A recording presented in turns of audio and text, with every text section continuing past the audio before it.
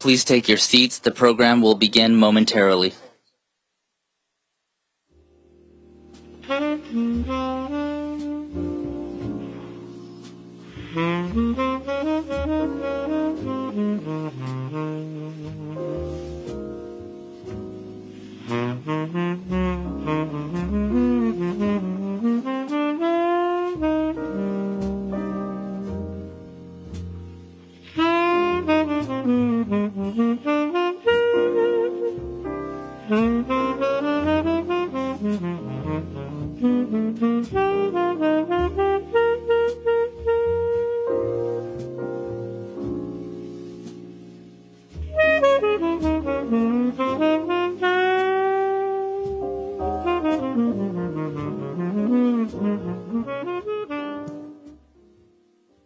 Please take your seats. The program will begin momentarily.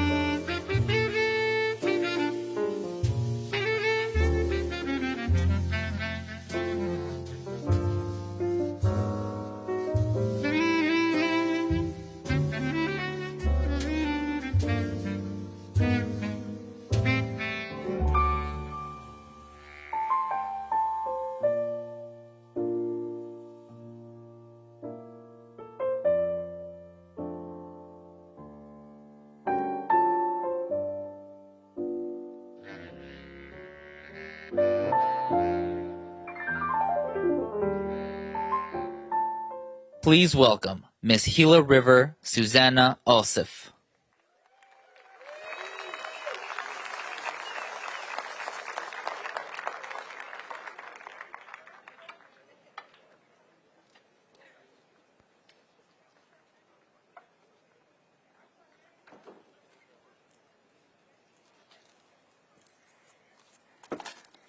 Skuktash, Sopam Tekamenyay.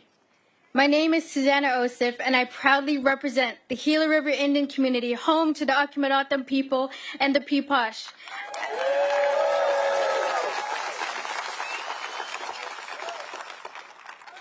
I serve as Miss Gila River, and it's such an honor to be here to witness history with every single one of you. As we all know, I have learned through my ambassador roles how much representation matters. For too long, Native Americans have been underrepresented. But today, we are so pleased to have with us Peggy Flanagan, the first Native Lieutenant Governor in the United States.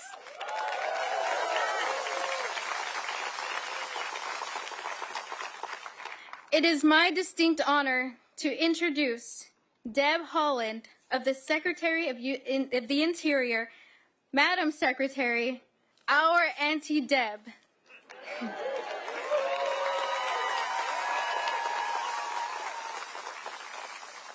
Secretary Haaland's appointment as the first Native Secretary in the history of the United States is a shining example of representation at the highest levels of our government. That brings a sense of hope, a sense of pride, and guidance. Not only is Secretary Haaland the first Native American of the Interior, but she is the first Native cabinet member. And as I've said, representation matters because we are breaking barriers. We are setting a path for future generations, for our people to succeed. And it's so much easier to be able to have that guidance to ensure that we are standing up for our people, our voices are being heard, and our communities are being represented. So it is with pride that I introduce you the Secretary of the Interior, Secretary Deb Haaland.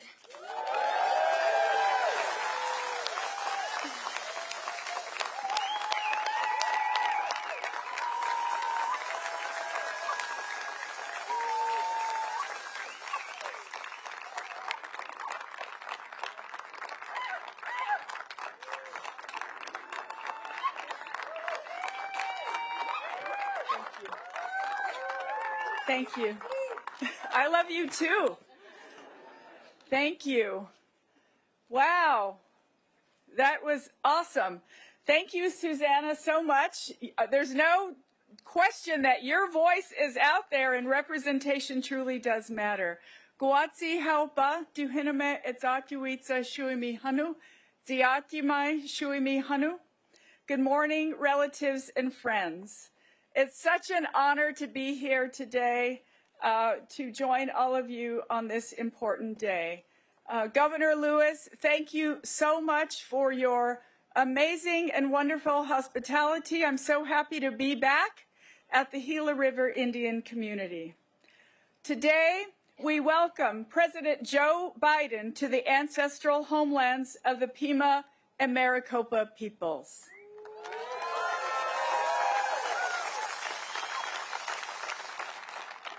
Every day, but particularly today, I think of the ancestors. We are here because they persevered. Their stories, our stories, are everywhere, in the air we breathe and the land we walk on. We tell those stories because Native American history is American history. President Biden has been a champion for Indian country, committed to doing what is right for our people.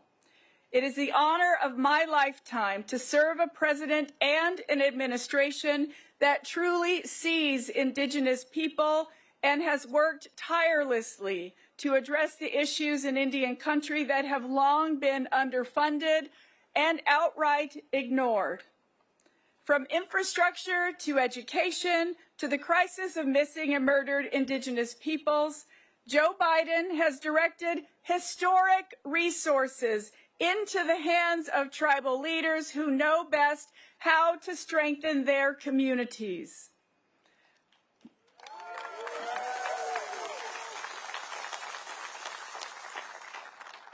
For much of this country, boarding schools are places where affluent families send their children for an exclusive education. For Indigenous peoples, they served as places of trauma and terror for more than 100 years. Tens of thousands of Indigenous children as young as 4 years old were taken from their families and communities and forced into boarding schools run by the U.S. government and religious institutions. These federal Indian boarding schools have impacted every Indigenous person I know. Some are survivors, some are descendants, but we all carry the trauma that these policies and these places inflicted.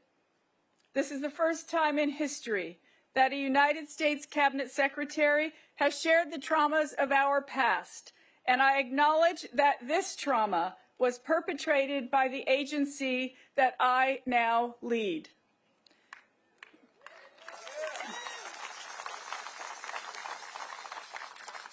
For decades, this terrible chapter was hidden from our history books, but now our administration's work will ensure that no one will ever forget. Over the past 3 years, Interior's Federal Indian Boarding School Initiative has shed light on this horrific era of our nation's history, a federal agenda to assimilate and eradicate Native peoples.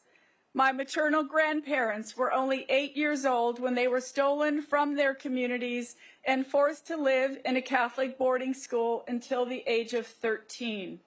My great-grandfather was also taken, sent by train thousands of miles away from our small village of Mesita. Many children like them never went back home, and I mourn their passing alongside you. Others, like my grandparents, did return home, and I stand on their shoulders today. As part of the boarding school initiative, we published an investigative report that found loud and unequivocal truth that the federal government took deliberate and strategic actions through boarding school policies to isolate children from their families and steal from them the languages, cultures, and traditions that are foundational to Native people. But as we stand here together, my friends and relatives, we know that the federal government failed.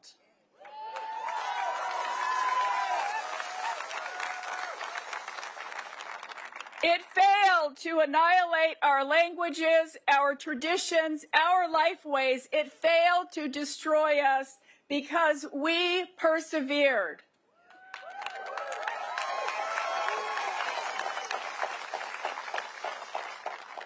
The investigative report calls on the federal government and Congress to take concerted actions to continue the work of healing from our shared past. And already we're putting some of those recommendations into action. Through our interagency effort alongside the Departments of Education and Health and Human Services, we are investing in the preservation of Native languages.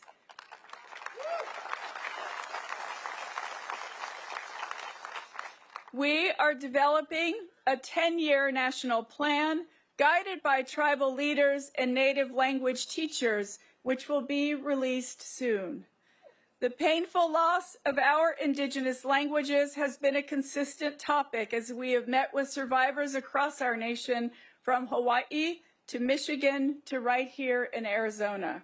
We are also continuing to ensure that our stories are told so that future generations will understand the impacts and intergenerational trauma caused by the boarding school policies. Assistant Secretary Brian Newland and I spent more than a year on what we called the Road to Healing, 12 visits to Indigenous communities, including Gila River, that allowed survivors and descendants to share their boarding school experiences and the aftermath those schools left behind.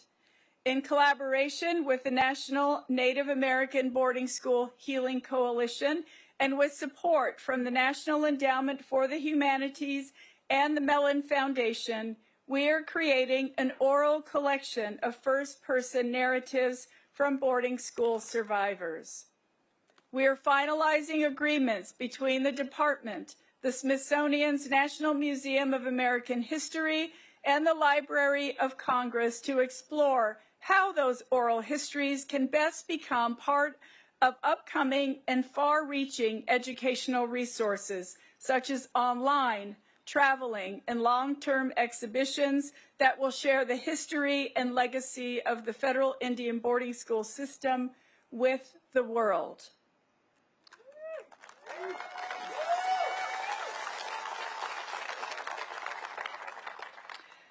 So many of you have been crucial to this process. That includes the Interior Department staff, many of them Indigenous and here today, who worked through their own trauma to support this initiative.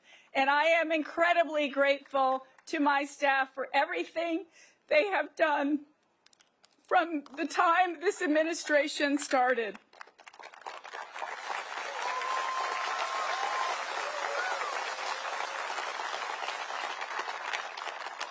Today's event would not have happened without each and every one of you, without those who have spoken up, who have shared their pain, and who have been vocal in the face of injustice.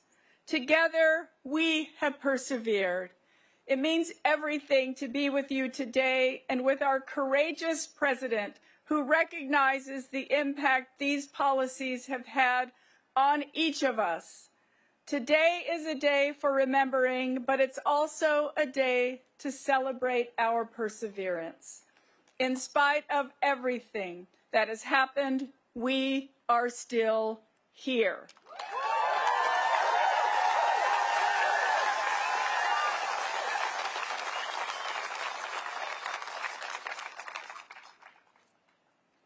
We are here healing our souls and carrying the strength of those who came before us. We are still here in prayer and ceremony, and we are still here doing our best to speak our languages, even if our parents were afraid to teach us, because that's how we honor those who sacrificed so that we could all be here today. Indigenous peoples have always been here, and today we commit to our shared future. Thank you, Mr. President, for bringing us together. Dawa. Thank you all so much. Thank you. Thank you.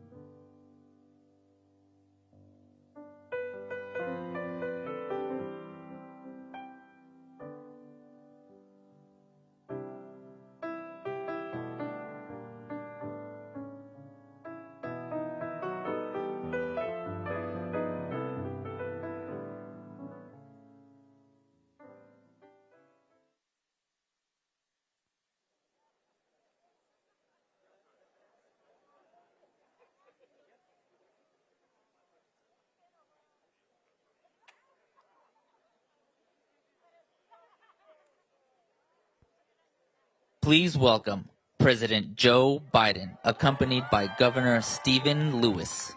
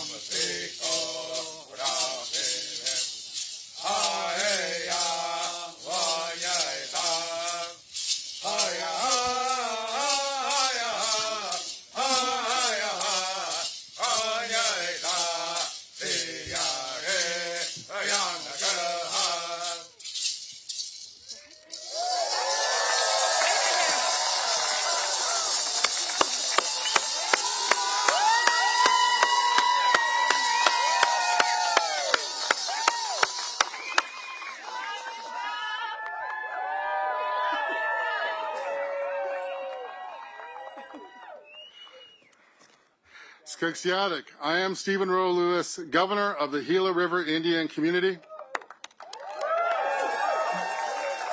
Tribal leaders and distinguished guests, it is with honor that I welcome President Joe Biden to the Gila River Indian Community.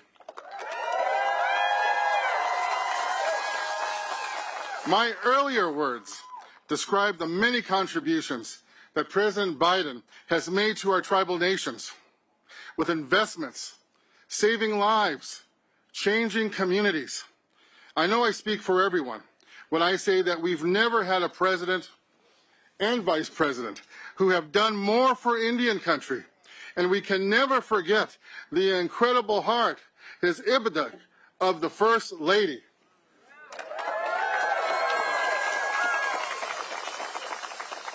We are here today to acknowledge the past and to take the first difficult but necessary steps to begin the healing. Because today is as much about our future as it is our past. All of us present today are joined in spirit by those who did not survive the unimaginable. We offer our prayers to those who did not survive. And we offer our heart, our ibadah, to those who did, as we admire their strength. It's not surprising that President Biden, a person of unparalleled compassion, impeccable character, and profound empathy, would be standing with us today on Atham Juvat, on Indian country. Each of us understand the solemn nature of this day, of this moment, of this historical time and place that we are all a part of. Today's words will be carried forward by all of us here, Mr. President, into future generations. This is a day built on respect and honor.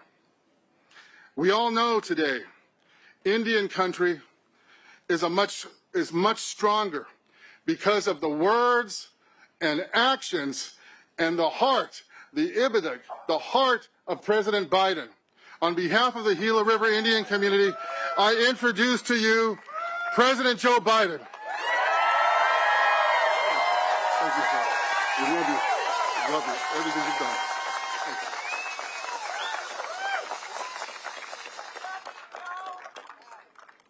I'm Joe Biden. I'm Jill Biden's husband. Gov, thank you for the introduction. And to the Gila Indian River community, nothing wrong with me, Gila River Indian community for welcoming today. You know, I say this with all sincerity. This, to me, is one of the most consequential things I've ever had an opportunity to do in my whole career as President of the United States. It's an honor, a genuine honor to be in this special place on this special day. Thank you to Senator Mark Kelly, a great friend who also was married to an incredible woman who was my friend. Please have a seat, by the way. And Congressman Greg Stanton. I saw Greg when I came in. He's over there somewhere. Greg, thank you. And I'm putting these glasses on because I'm having trouble seeing this. And all the elected leaders and the tribal community leaders for being here today. You know, I can't tell you what a special thanks I have for Deb Haaland, my Interior Secretary. I was determined. I made a commitment when I became president that have an administration that looked like America. Except you're America. And there's never has been a Native American, an indigenous person who was in the cabinet or in the secretary's job or any consequential job in a presidential administration. She's the first, but clearly not the last Native American cabinet secretary ever. And her historic and dedicated leadership to strengthen the relationship between the tribal nations and the federal government is unlike anything ever happened before. That's why we're here today. You know, when I got to the Senate, I was only 29 years old. I had to wait 17 days to be eligible. And I had, after I got elected, while I was waiting, my wife and daughter were killed. My 2 boys were badly injured. And the guy that came to my assistance was a guy named Danny Inouye. And the first thing he taught me, not a joke, was, Joe, it is not Indians. It's Indian nations. No, he was serious, deadly earnest about it. It's been 10 years since the sitting president came and visited Indian country.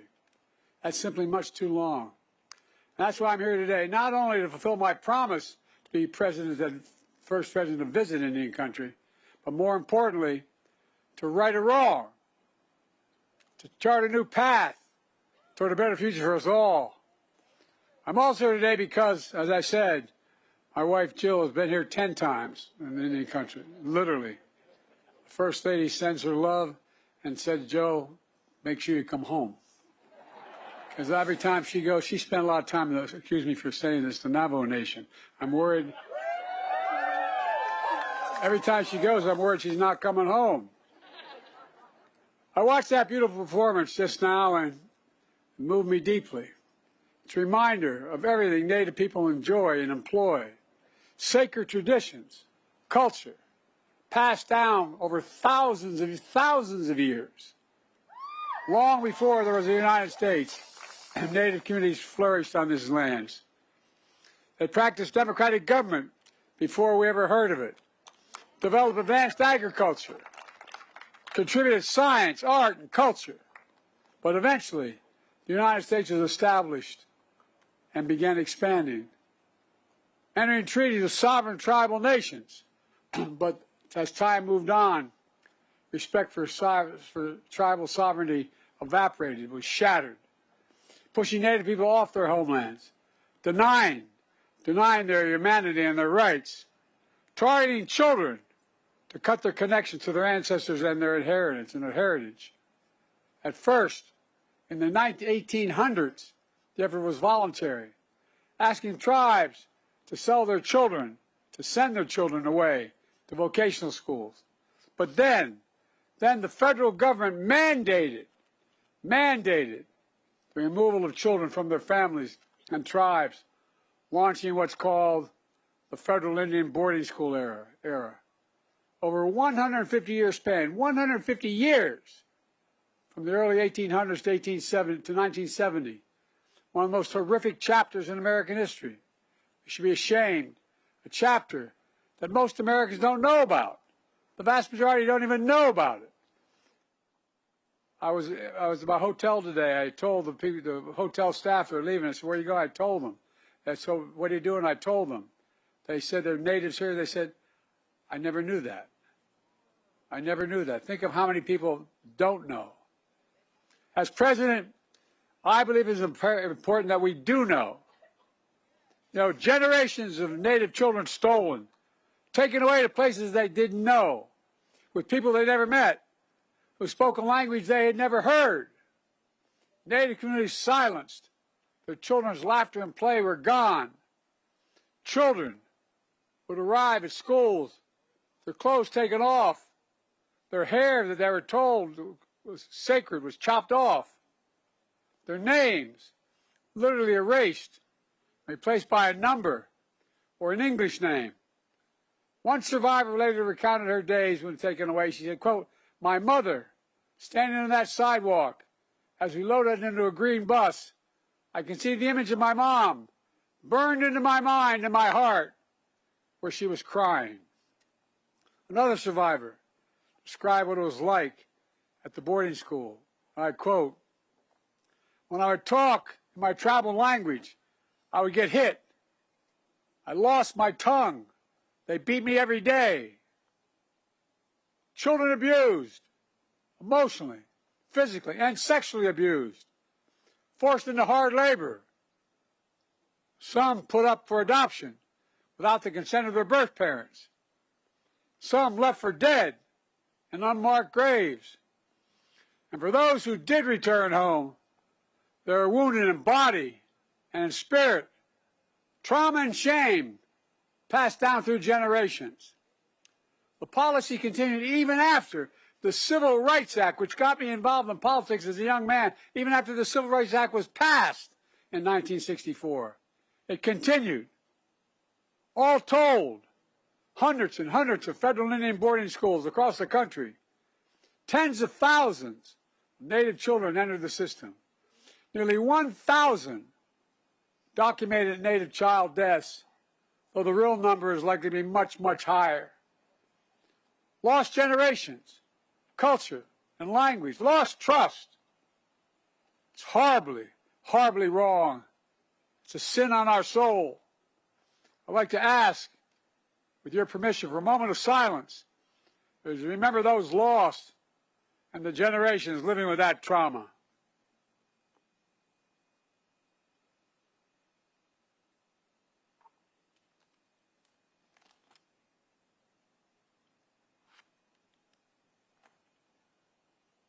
After 150 years, the United States government eventually stopped the program. But the federal government has never formally apologized for what happened until today. I formally apologize as President of the United States of America for what we did. I formally apologize. And it's long overdue. At a tribal school in Arizona, a community full of tradition and culture, and joined by survivors and descendants to do just that. Apologize, rewrite the history book correctly. I have a solemn responsibility to be the first president to formally apologize to the Native peoples. Native Americans, Native Hawaiians, Native Alaskans, and federal Indian boarding schools. It's long overdue. Quite frankly, there's no excuse that this apology took 50 years to make. The federal Indian boarding school policy, the pain it has caused, will always be a significant mark of shame, a blot on American history. For too long, this all happened with virtually no public attention, not written about in our history books, not taught in our schools. Let her talk. Let her talk.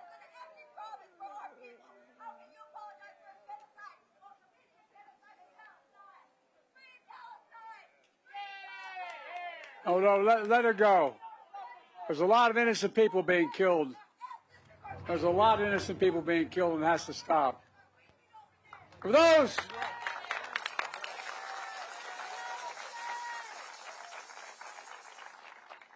those who went through this period, it was too painful to speak of. For our nation, it was too shameful to acknowledge. But just because history is silent doesn't mean it didn't take place. It did take place. While darkness can hide much, it erases nothing. It erases nothing. Some injustices are heinous, horrific, and grievous. They can't be buried, no matter how hard people try. As I've said throughout my presidency, we must know the good, the bad, the truth of who we are as a nation. That's what great nations do. We're a great nation. We're the greatest of nations. We do not erase history. We make history. We learn from history. And we remember so we can heal as a nation. It takes remembering. This formal apology is a culmination of decades of work by so many courageous people, many of whom are here today. Survivors and descendants, allies and advocates, like the nation's Native American Boarding School Healing Coalition. And all of you are part of that. Stand up. Stand up.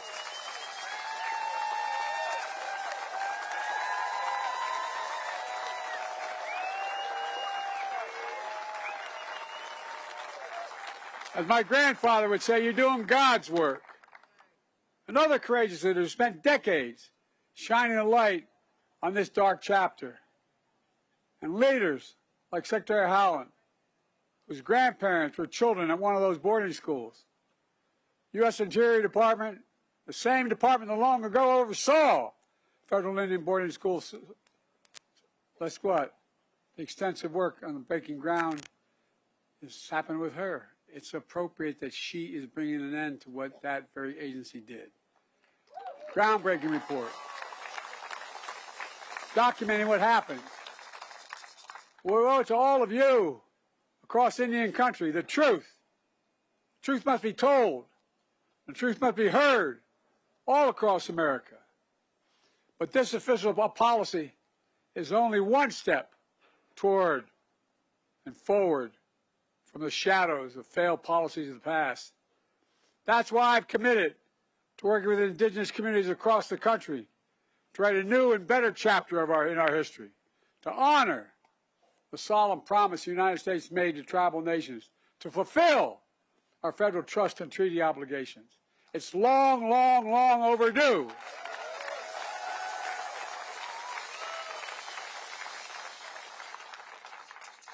And I say this with all sincerity. From day one, my administration, Jill and I, Kamala, Secretary Haaland, our entire administration have worked to include indigenous voices in all we do.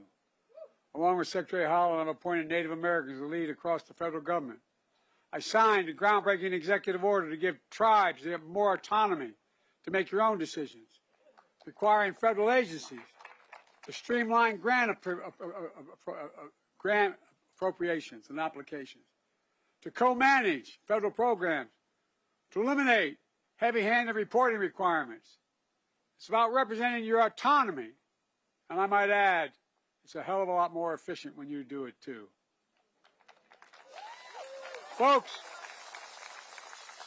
I'm proud to have reestablished the White House Council on Native American Affairs. Relaunched the White House Tribal Nation Summit and taken historic steps to improve tribal consultation.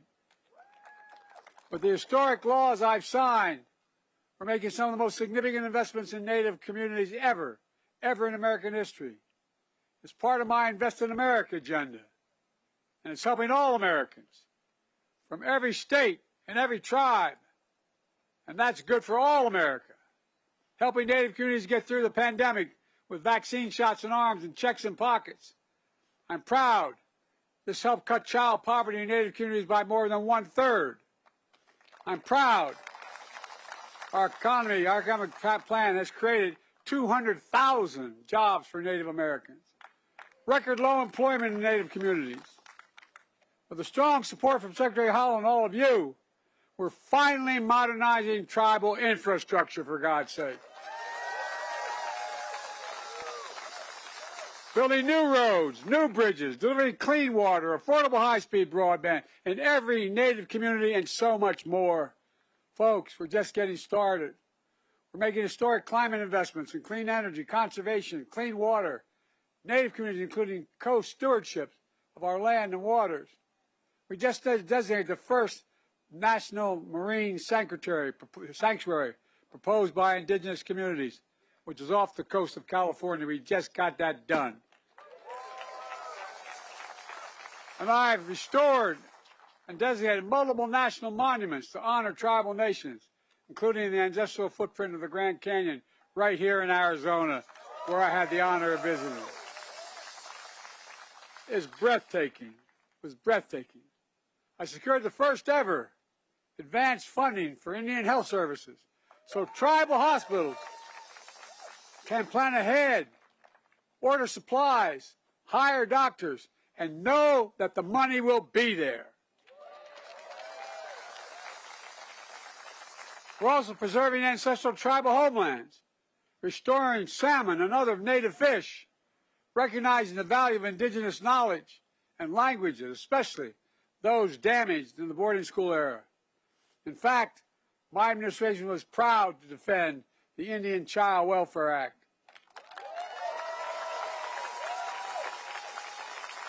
An act that was passed in 1970 in no small part to remedy the harms of 150 years of taking Native children away from their families.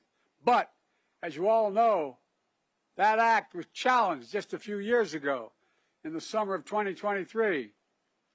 Those who opposed us challenged challenged on the ground that Native families should not have priority over everyone else in adopting Native children. Well, I took that all the way to the Supreme Court, and we won. We won.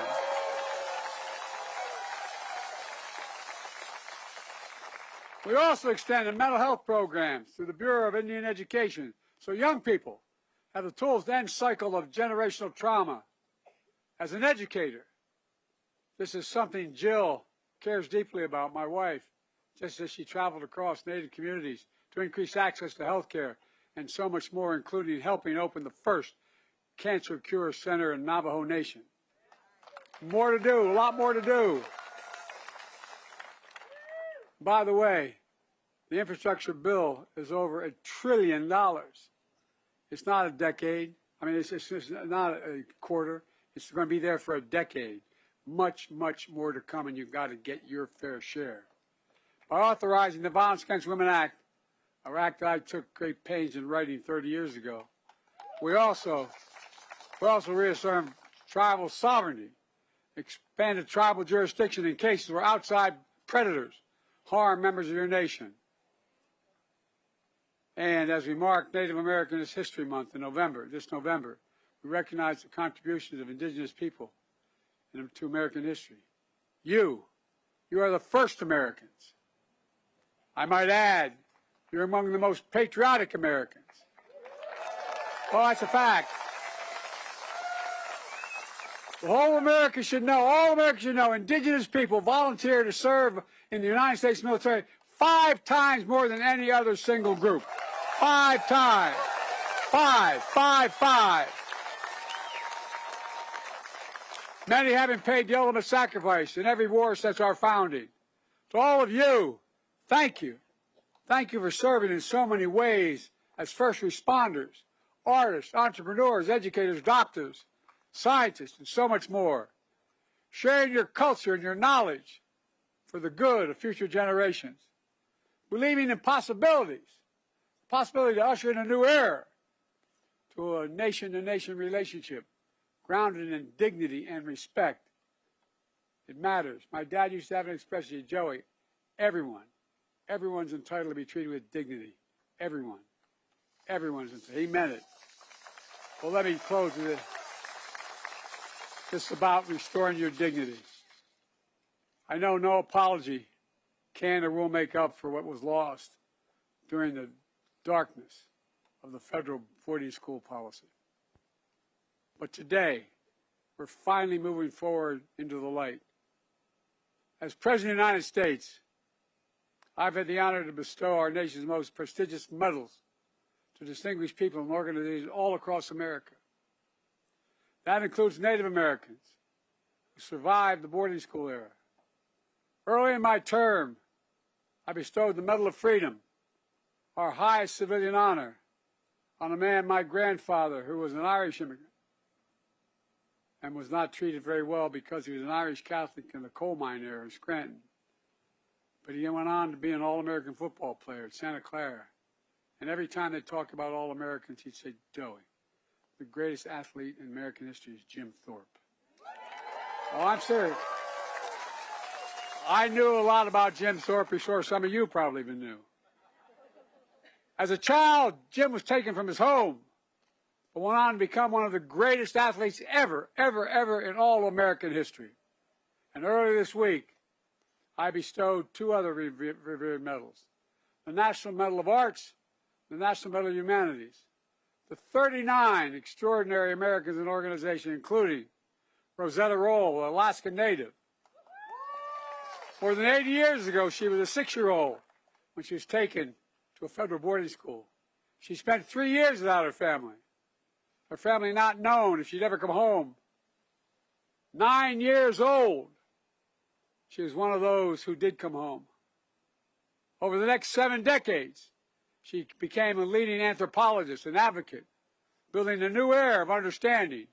Her story, from being taken from her home as a child, to standing in the Oval Office, receiving one of the nation's most consequential medals, is a story of the truth, the power of healing. When Rosetta sees young people singing traditional songs, just like we heard today, she says, and I quote, We will hear the voices of our ancestors, and we are now hearing it through our children. For too long, this nation sought to silence the voices of generations of Native children. But now, your voices are being heard.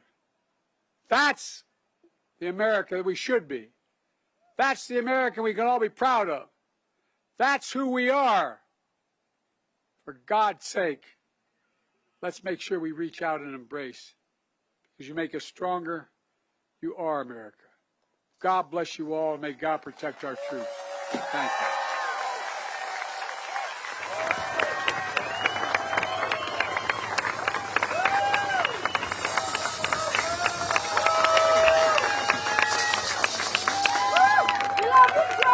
Thank you, Mr. President. Thank you, Joe. Thank you, Joe. Thank you, Joe. Thank you, Joe. Thank you, Joe. Thank you, Joe. Thank you, Joe. Thank you, Joe. Thank you, Joe.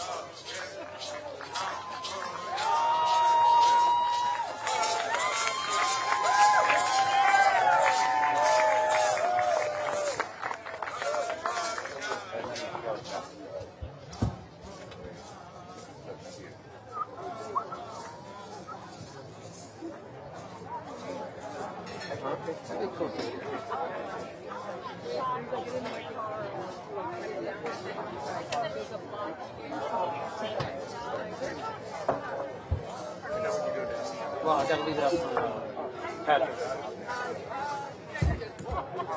I gotta leave it up for Patrick. Yeah, leave yours on. You can kill out.